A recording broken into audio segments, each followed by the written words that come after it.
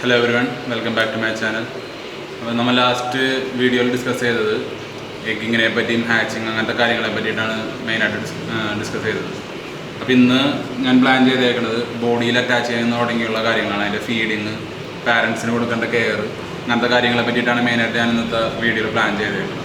അപ്പോൾ ലാസ്റ്റ് വീക്കിൽ ഞാൻ പറഞ്ഞിരുന്നു എഗ്ഗ് ഹാച്ച് ആവാൻ വേണ്ടിയിട്ട് ഒരു 48 hours കഴിഞ്ഞതിന് ശേഷമാണ് എഗ്ഗ് ഹാച്ച് ആവുന്നത്. അത് കഴിഞ്ഞതിന് ശേഷം ഒരു 3 days കേക്ക് എടുക്കും ഫ്രീസിം ആവാൻ തുടങ്ങും. അപ്പോൾ നമ്മൾ അതിൽ ചെയ്യേണ്ടതെന്ന് വെച്ചാൽ ഞാൻ പറഞ്ഞിരുന്നു വാട്ടർ ചേഞ്ച് കൊടുക്കണമെന്നുണ്ടെങ്കിൽ ബ്രിഗ്ലിംഗ് സ്റ്റേജിൽ തന്നെ വാട്ടർ ചേഞ്ച് മാക്സിമം കൊടുക്കാൻ ഞാൻ പറഞ്ഞിരുന്നു. എന്ന് പറഞ്ഞാൽ മെത്തിലിൻ ബ്ലൂവിൻ്റെ കളർ കോൺസെൻട്രേഷൻ കുറച്ച് കഴിഞ്ഞാൽ ബോഡിയിലേക്ക് പെട്ടെന്ന് അറ്റാച്ച് ആവുള്ളൂ. ചില പാരൻസ് ഇപ്പോൾ എല്ലാത്തിനും സോളിഡ് കളേഴ്സ് ആയിരിക്കില്ലല്ലോ, ഒരു അത്ര ഡാർക്ക് കളർ പ്രൊഡ്യൂസ് ചെയ്യാൻ പറ്റാത്ത ഫിഷുകളുടെ ബോഡിയിലേക്ക് ബേബീസിന് കയറാൻ വളരെ ബുദ്ധിമുട്ട് വരും. അപ്പോൾ അതുകൊണ്ട് മെത്തിലിൻ ബ്ലൂവിൻ്റെ കളർ മാക്സിമം കുറയ്ക്കാൻ നോക്കാം. അതൊന്നാമത്തെ കാര്യം. പിന്നത്തെ കാര്യം എന്ന് വെച്ച് കഴിഞ്ഞാൽ എല്ലാ ഫിഷിനും ഇപ്പോൾ ഞാൻ ബ്രീഡ് ചെയ്യുന്ന ഫിഷുകളിലാണെങ്കിൽ പോലും ചിലത് ഒരു 6-7 inch സൈസ് ഉണ്ടാവും, ചിലത് തീരെ ചെറുതായിരിക്കും, ഒരു 3 inch കഷ്ടി കാണുള്ളൂ.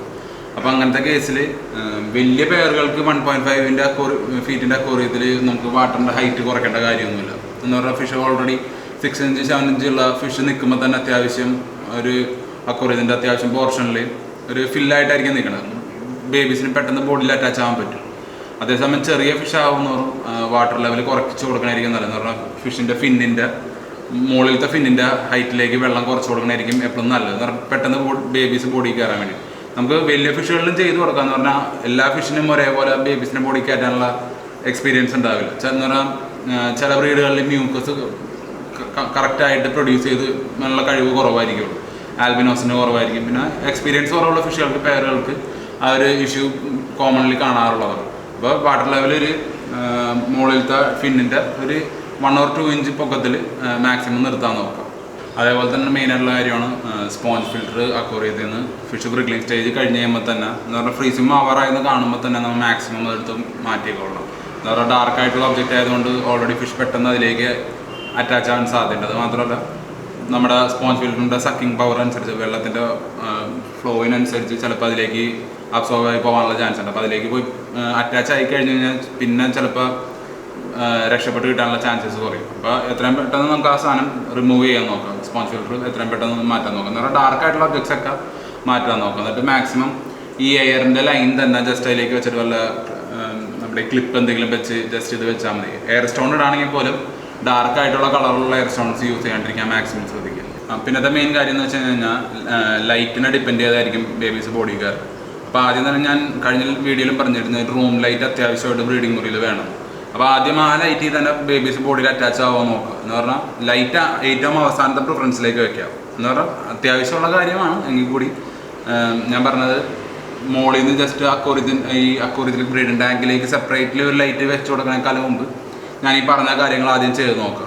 എന്ന് പറഞ്ഞാൽ സ്പോഞ്ച് ഫിൽറ്റർ മാറ്റുക, വാട്ടർ ലെവൽ കുറയ്ക്കുക, അങ്ങനത്തെ കാര്യങ്ങൾ ചെയ്തതിന് ശേഷം എന്നിട്ടും അറ്റാച്ച് ആവാൻ ബുദ്ധിമുട്ട് കാണിക്കുന്നുണ്ടെന്നുണ്ടെങ്കിൽ നോർമൽ റൂമിലുള്ള ലൈറ്റ് ഉണ്ടായിട്ട് കൂടി ബോഡിയിൽ അറ്റാച്ച് ആവാൻ ബുദ്ധിമുട്ട് കാണിക്കുന്നുണ്ടെങ്കിൽ മാത്രം നമുക്ക് എക്സ്റ്റേണൽ ലൈറ്റ് ഒരെണ്ണം മുകളിൽ നിന്ന് വെച്ച് കൊടുത്തു കഴിഞ്ഞ് കഴിഞ്ഞാൽ ഇതിലൂടെ നല്ലതായിരിക്കും. എല്ലാ സ്ട്രെയിനിലും ഞാൻ കൺഫേം പറഞ്ഞില്ല. ഇപ്പം ഞാൻ ഇവിടെ ചെയ്ത് നോക്കി കഴിഞ്ഞപ്പോൾ എനിക്ക് കൂടുതൽ എഫക്റ്റീവായിട്ട് തോന്നിയത് ലൈറ്റ് കുറവുള്ള കേസുകളിലാണ്. ലൈറ്റ് കുറവെന്ന് ഉദ്ദേശിച്ചത് ജസ്റ്റ് റൂം ലൈറ്റിലാണ് ആൽബിനോസിൻ്റെ ഒക്കെ ബോഡീസിൽ കയറാനായിട്ട് കാണിച്ചത്. ലൈറ്റ് അക്വേറിയത്തിൻ്റെ മുകളിൽ നിന്ന് കൊടുക്കുമ്പോൾ ലൈറ്റിലേക്കാണ് ലൈറ്റിനോ അട്രാക്ട് ചെയ്തിട്ടാണ് ഫിഷ് പോണത് കാണിക്കുന്നത്, ബേബീസ് പോണത് കാണിക്കുന്നത്. അപ്പോൾ അത് ഒരു ബുദ്ധിമുട്ട് വരാൻ ചാൻസ് ഉണ്ട്. അപ്പോൾ എപ്പോഴും മാക്സിമം റൂം ലൈറ്റിൽ തന്നെ അറ്റാച്ച് ആവാൻ നോക്കുക. പിന്നെ ഞാൻ ആദ്യത്തെ വീഡിയോസിൽ തന്നെ പറഞ്ഞായിരുന്നു ഫ്രീസമായ ആ ദിവസം തന്നെ ബേബീസ് ഫുള്ളി ബോഡിയിൽ അറ്റാച്ച് ആവില്ല. അപ്പോഴും ഇങ്ങനെ സ്പ്രെഡായിട്ടൊക്കെ തന്നെ നടക്കും. ഒരു 2nd day ഒക്കെ ആകുമ്പോൾ അല്ലെങ്കിൽ 3rd day ആകുമ്പോഴേക്ക് പ്രോപ്പർലി എല്ലാ ബേബീസും ബോഡിയിലേക്ക് കയറുള്ളൂ. പിന്നെ എല്ലാതും നമുക്ക് ഫുള്ളി സർവൈവൽ നമുക്ക് പറയാൻ പറ്റില്ല. ചിലതൊക്കെ കുറച്ച് എന്തായാലും വീക്കായിട്ടുള്ള ബേബീസ് പോകും. അത് നമ്മൾ ഇതാക്കണ്ട. നമ്മൾ അത് ആവണില്ല എന്ന് പറഞ്ഞാൽ അപ്പോൾ തന്നെ വീണ്ടും വാട്ടർ ചേഞ്ച് കൊടുക്കലും വാട്ടർ ലെവൽ കുറയ്ക്കാനൊക്കെ നോക്കി കഴിഞ്ഞാൽ വീണ്ടും ഇഷ്യൂസിലേക്ക് പോകും. മാക്സിമം ആ ഒരു ടൈം കൊടുക്കുക, ഒരു 2 days മിനിമം കൊടുക്കുക. പിന്നെ ഞാൻ പറഞ്ഞ പോലെ ലൈറ്റും അഡ്ജസ്റ്റ് ചെയ്ത് നോക്കുമ്പോൾ തന്നെ മാക്സിമം എല്ലാ പെയറിലും ബേബീസ് അറ്റാച്ച് ആവും. പിന്നെ ഞാൻ പറഞ്ഞ പോലെ ചില പെയറുകൾക്ക് മ്യൂക്കസ് പ്രൊഡ്യൂസ് ചെയ്യാനുള്ള ഇത് കുറവായിരിക്കും, ആൽബിനോസിന് കുറവായിരിക്കും. പിന്നെ എക്സ്പീരിയൻസ് കുറവുള്ള ചില സ്ട്രെയിൻസിന് വളരെ കുറവായിരിക്കും. അപ്പോൾ പിന്നെ ഈ മാപ്പ് അങ്ങനത്തെ ബ്രീഡുകൾക്ക് പൊതുവേ ഇത്തിരി ഇഷ്യൂസ് ഞാൻ കണ്ടിട്ടുണ്ട് ബോഡിയിൽ അറ്റാച്ച് ആവാൻ. അപ്പോൾ ചിലവർ അക്വേറിയത്തിൻ്റെ സൈസൊക്കെ മാക്സിമം കുറയ്ക്കും. പിന്നെ ഈ പറഞ്ഞ പോലെ ലൈറ്റിൻ്റെ അഡ്ജസ്റ്റ്മെൻറ്റ്സിലാണ് ബേബീസ് മാക്സിമം കയറാനായിട്ട് ഞാൻ കണ്ടിട്ടുള്ളത്. അപ്പോൾ എപ്പോഴും അത് ശ്രദ്ധിക്കുക. അതേപോലെ തന്നെ എക്സ്റ്റേണലി നമ്മൾ ബ്രീഡിംഗ് ടാങ്കിലേക്ക് ഒരു ലൈറ്റ് കൊടുക്കുകയാണെങ്കിൽ തന്നെ നമ്മൾ പെയറിന് മാക്സിമം പ്രിഫറൻസ് കൊടുക്കണം. എന്ന് വെച്ച് കഴിഞ്ഞാൽ പെയർ ലൈറ്റിനോട് അത്ര ഇതുള്ള ഫിഷ് അല്ല എന്നുണ്ടെങ്കിൽ സെൻസിറ്റീവ് ആയിട്ടുള്ള ഫിഷ് ആണെന്നുണ്ടെങ്കിൽ ചിലപ്പോൾ പെട്ടെന്ന് സ്ട്രെസ് വരാനുള്ള ചാൻസസ് ഉണ്ട്. അപ്പോൾ പെട്ടെന്ന് ഫിഷ് ഇങ്ങനെ കൂടുതൽ അങ്ങോട്ടും ഇങ്ങോട്ട് പോയി അടിക്കുകയും കുഞ്ഞുങ്ങൾ ആകെ ഡെഡായി പോകാനുള്ള ചാൻസസ് വളരെ കൂടുതലാണ്. അപ്പോൾ അങ്ങനത്തെ കേസിൽ അതാണ് ഞാൻ പറഞ്ഞത്, മാക്സിമം കുറച്ച് ലൈറ്റൊക്കെ ഉള്ള ഒരു റൂമിൽ കീപ്പ് ചെയ്യണമായിരിക്കും ഡിസ്കഷൻ എപ്പോഴും മെയിൻലി നല്ലതായിട്ട് തോന്നിയിട്ടുള്ളത്. അല്ലെങ്കിൽ ലൈറ്റ് പെട്ടെന്ന് ഇപ്പോൾ ലൈറ്റ് ഇട്ട് കഴിഞ്ഞാൽ ചിലപ്പോൾ പേടിക്കുക അങ്ങനത്തെ ചാൻസസ് ഉള്ളതുകൊണ്ട് തന്നെ ബ്രീഡിംഗ് ടാങ്കിൻ്റെ മുകളിൽ ഒരു ലൈറ്റ് കൊടുക്കുമ്പോഴും അതിനുള്ള ചാൻസസ് വളരെ കൂടുതലാണ്. അപ്പോൾ അത് നോക്കി എന്ന് പറഞ്ഞാൽ പേരൻ്റെ ഹെൽത്തിന് പ്രിഫറൻസ് കൊടുത്തിട്ട് വേണം മാക്സിമം ചെയ്യാൻ. ബേബീസിനെ ഫസ്റ്റ് അറ്റംപ്റ്റിൽ തന്നെ രക്ഷിക്കണം എന്നുള്ള രീതിക്ക് പേരനെ നമ്മൾ അവഗണിച്ച് കളഞ്ഞു കഴിഞ്ഞാൽ ചിലപ്പോൾ പേരനത് ദൂഷ്യമായിട്ട് സംഭവിക്കാൻ സാധ്യതയുണ്ട്. അതേപോലെ തന്നെ പാരൻറ്റ് ഫിഷിൻ്റെ കെയർ ഞാൻ ഉദ്ദേശിച്ചത്, നമുക്കിപ്പോൾ ഇതിന് കുഞ്ഞായിട്ട് ഇരിക്കുന്ന ടൈമിൽ മാക്സിമം ഫീഡിങ് കുറയ്ക്കാൻ നോക്കാം. ബീഫാട്ടൊന്നും ആ സമയത്ത് കൊടുക്കാനേ പാടില്ല.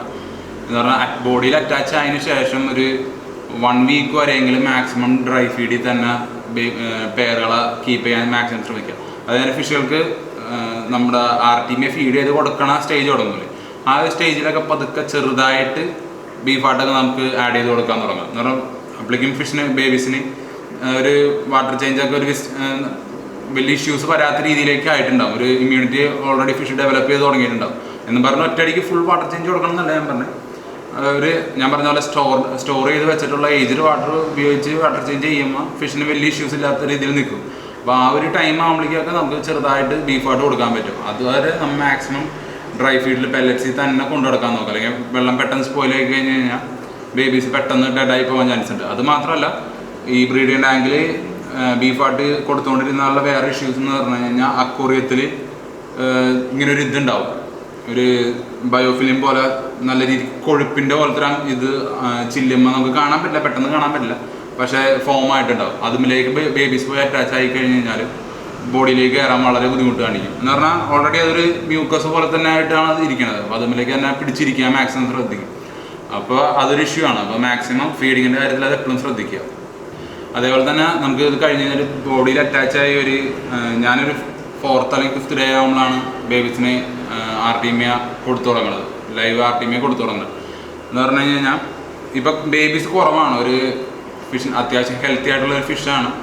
ഒരു 100 എണ്ണത്തിനൊക്കെ താഴെ അല്ലെങ്കിൽ 50 കുഞ്ഞിനെയൊക്കെ കാണുന്നുള്ളൂ എന്നുണ്ടെങ്കിൽ ഫിഷിനിപ്പം അത് പിടിച്ച് നിർത്താൻ പറ്റുന്നുണ്ട്, അതിൻ്റെ ബോഡിയും കൊണ്ട് അതിനെ കെയർ ചെയ്ത് കൊണ്ടു നടക്കാൻ പറ്റുന്നുണ്ടെന്നുണ്ടെങ്കിൽ ഒരു 5ാമത്തെ ദിവസം കഴിഞ്ഞിട്ട് ഫീഡിങ് സ്റ്റാർട്ട് ചെയ്താൽ മതി. അതേസമയം ചില പെയറിൽ ഇപ്പോൾ ഇവിടുത്തെ ചില പെയറിൽ 300-400 ബേബീസൊക്കെ ഇറങ്ങും. അങ്ങനത്തെ കേസിൽ നമ്മൾ നോക്കിയിട്ട് നമ്മുടെ യുക്തിക്കനുസരിച്ച് ചെയ്യണം. എന്ന് പറഞ്ഞാൽ 3rd അല്ലെങ്കിൽ 4th ഡേ ആകുമ്പോഴേക്കും ചെറുതായിട്ട് RTMA ഇൻട്രൊഡ്യൂസ് ചെയ്ത് കൊടുക്കാൻ തുടങ്ങണം. എന്ന് പറഞ്ഞാൽ ബേബീസിനെ അതിന് കെയർ ചെയ്യാൻ പറ്റില്ല. അതിലും കൂടുതൽ ഫിഷ് ബേബീസ് ഉള്ളതുകൊണ്ട്, കുറേ ബേബീസ് ഉള്ളതുകൊണ്ട് മ്യൂക്കസ് അതിനുള്ളത് പ്രൊഡ്യൂസ് ചെയ്യാൻ പറ്റില്ല. ഫിഷ് ഭയങ്കര സ്ട്രെസ് ആവും, ഫിഷ് ഫുള്ളി കളർ ചേഞ്ച് ആവും, സ്ട്രെസ് ബാർ വരും, അങ്ങനത്തെ ഇഷ്യൂസ് കാണിക്കും. പെട്ടെന്ന് ഗിൽസിന് കംപ്ലൈൻറ്റ് വരും. അതാണ് മെയിൻ ഇഷ്യൂ.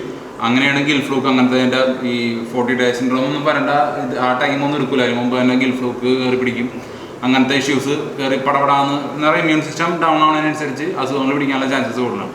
അപ്പോൾ എണ്ണം കൂടുതലുണ്ടെന്നുണ്ടെങ്കിൽ പതുക്കെ എന്ന് പറഞ്ഞാൽ ഒറ്റയടിക്ക് ഇപ്പോൾ 4ാമത്തെ ദിവസം തന്നെ ഫിഷ് ബേബീസ് എടുക്കില്ല, കൺഫേം അല്ല, നമുക്ക് അതിൽ ഗ്യാരണ്ടീഡ് ഒന്നുമല്ല 4ാമത്തെ ദിവസം തന്നെ RTMA എടുക്കണം. എന്ന് പറഞ്ഞാൽ ഫിഷ് ചിലപ്പോൾ ഇത്രയും അത് സ്റ്റാർവഡ് ആയിട്ടുള്ള കണ്ടീഷനിലാണെന്നുണ്ടെങ്കിൽ പെട്ടെന്ന് ബേബീസ് എടുത്തു തുടങ്ങാൻ ചാൻസ് ഉണ്ട്. അപ്പോൾ ചെറുതായിട്ട് ഇൻട്രൊഡ്യൂസ് ചെയ്ത് കൊടുക്കുക. ഒരു 4th ഡേ ആകുമ്പോഴേക്കും ചെറുതായിട്ട് ഇൻട്രൊഡ്യൂസ് ചെയ്ത് കൊടുക്കുക. ഒരുപാട് കുഞ്ഞുങ്ങളുണ്ടെന്നുണ്ടെങ്കിൽ അല്ലെങ്കിൽ 5th ഡേയിൽ കൊടുത്താൽ മതി.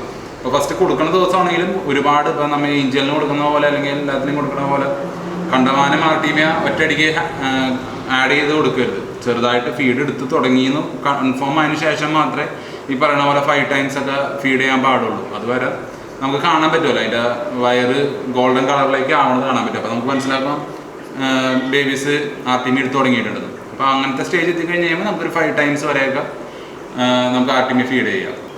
അതേപോലെ തന്നെ നമുക്ക് ബേബീസ് ഒരാഴ്ചയൊക്കെ ആയി കഴിഞ്ഞ് കഴിയുമ്പോഴേക്കും ഈ RTMA എടുത്ത് ഒരാഴ്ചയൊക്കെ ആയി കഴിയുമ്പോഴേക്കും നമുക്ക് വീണ്ടും മറ്റേ സ്പോഞ്ച് ഫിൽറ്റർ വീണ്ടും അക്വേറിയത്തിലേക്ക് ആഡ് ചെയ്യാം. എന്ന് പറഞ്ഞു കഴിഞ്ഞാൽ ഇത്രയും ഫിഷുകളുടെ വേസ്റ്റും എല്ലാം കൂടി വരുമ്പോൾ വെള്ളം പെട്ടെന്ന് സ്പോയിൽ ആകാനുള്ള ചാൻസസ് ഉണ്ട്. അപ്പോൾ തിരിച്ച് നമുക്ക് സ്പോഞ്ച് ഫിൽറ്റർ തിരിച്ച് അക്വേറിയത്തിലേക്ക് ആഡ് ചെയ്യാം.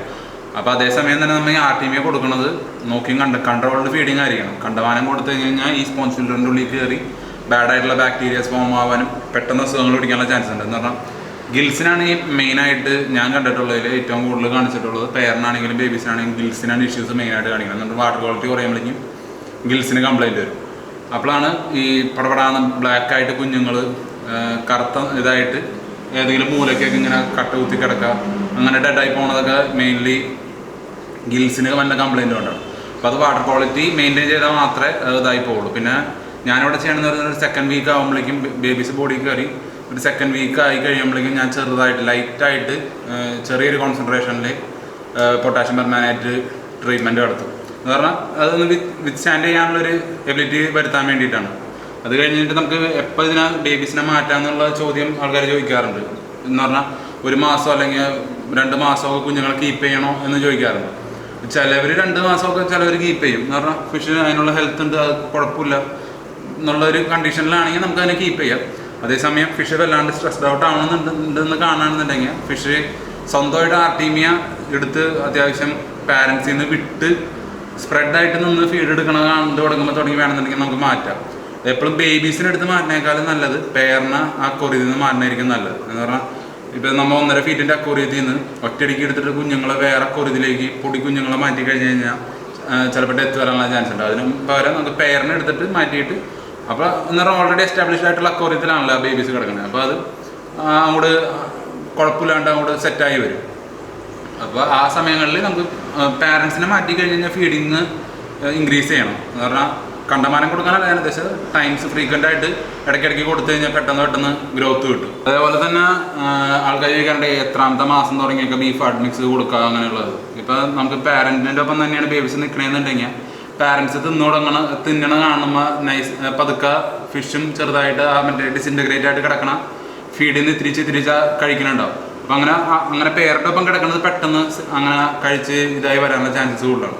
അതേസമയം മറ്റേ ആ ഒരു ചെറിയ പ്രായത്തിൽ തന്നെ കുഞ്ഞുങ്ങളെ പേരിൽ നിന്ന് സെപ്പറേറ്റ് ചെയ്തിട്ടുണ്ടെന്നുണ്ടെങ്കിൽ ഒരു 1 മന്ത് കഴിഞ്ഞ് 1.5 മന്ത് ഒക്കെ ആകുമ്പോഴേക്കും കൊടുക്കുന്നതായിരിക്കും ബീഫായിട്ട് കൊടുക്കുന്നതായിരിക്കും ഏറ്റവും ബെസ്റ്റായിട്ട് എനിക്ക് തോന്നിയിട്ടുള്ളത്. കാരണം ചെറിയ ക്വാണ്ടിറ്റിയിൽ ഇട്ട് കൊടുക്കുക. എന്ന് പറഞ്ഞാൽ 5 നേരം ആർട്ടീമിയ കൊടുക്കണ നേരത്ത് 2 നേരം ആർട്ടീമിയ കൊടുക്കൽ ഒഴിവാക്കിയിട്ട് ചെറിയൊരു ക്വാണ്ടിറ്റിയിൽ ബീഫ് ആഡ് മിക്സ് ഇട്ട് കൊടുക്കുക. അപ്പോൾ ചെറുതായിട്ട് അതിൽ വലിപ്പമുള്ള പീസുകൾ ആദ്യമേ പോയി അതിൽ നിന്ന് കൊത്തി എടുക്കാൻ തുടങ്ങും. അപ്പം അങ്ങനെ ഓട്ടോമാറ്റിക്കലി എല്ലാ ഫിഷുകളും അത് എടുത്തു തുടങ്ങിക്കോളും. അപ്പോൾ ഇന്നത്തെ വീഡിയോ ഞാനിവിടെ കൺക്ലൂഡ് ചെയ്യണം. എല്ലാവർക്കും ഡിസ്കസിൻ്റെ ബ്രീഡിങ്ങും അത്യാവശ്യം കെയറിങ്ങിനെ പറ്റിയ ഒരു ഐഡിയ കിട്ടിയെന്ന് ഞാൻ വിശ്വസിക്കുന്നു. അപ്പോൾ ഇഷ്ടപ്പെട്ട് കഴിഞ്ഞാൽ മാക്സിമം ലൈക്ക് ചെയ്യുക, സബ്സ്ക്രൈബും ചെയ്യാനും മറക്കരുത്. പിന്നെ ഡിസ്കസ് വളർത്താൻ ആഗ്രഹിക്കുന്നവർക്ക് മാക്സിമം ഷെയർ ചെയ്ത് കൊടുക്കാനും ശ്രമിക്കുക. Okay, by.